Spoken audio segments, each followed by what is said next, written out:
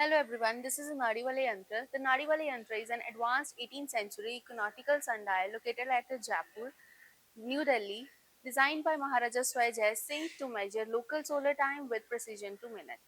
It follows two circular trades parallel to the Earth's axis, one for the northern hemisphere, one for the southern hemisphere, using a Norman shadow to track a daily time and a celestial declination.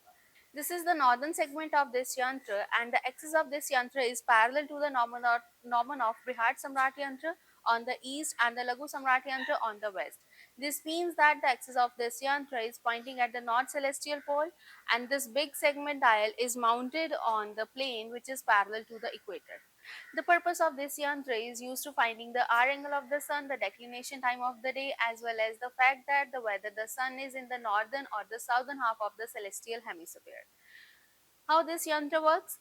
We can see this bigger dial here is divided into 24-hour segment, and each hour segment is divided into 12 minor segment of 5 minutes each, and each 5 segment is further subdivided into even smaller segments of 1 minute each. This means that the accuracy of this instruments comes down to 1 minute, and now we must remember that during the course of a year the sun undergoes its elliptic journey, stays in the northern celestial hemisphere for 6 months, and it steps in the southern celestial hemisphere for 6 months.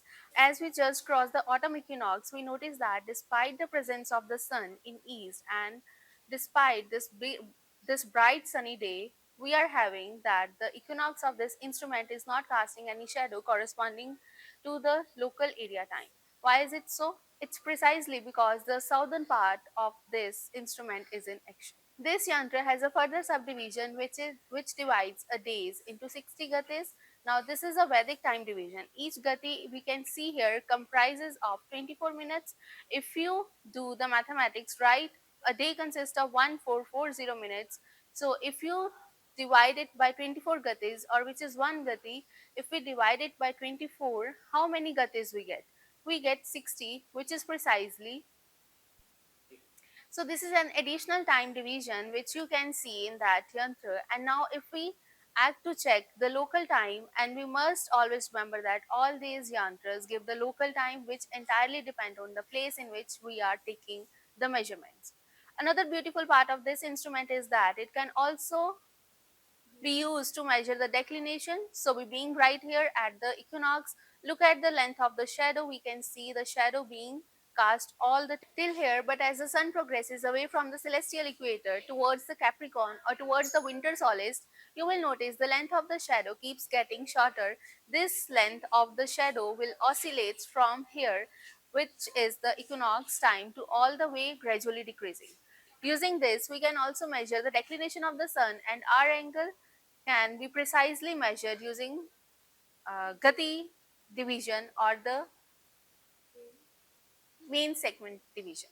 Moreover, this instrument can be function in the moonlight, and now that would entirely depends on the brightness of the moon and the shadow that it casts using the pin on this dial.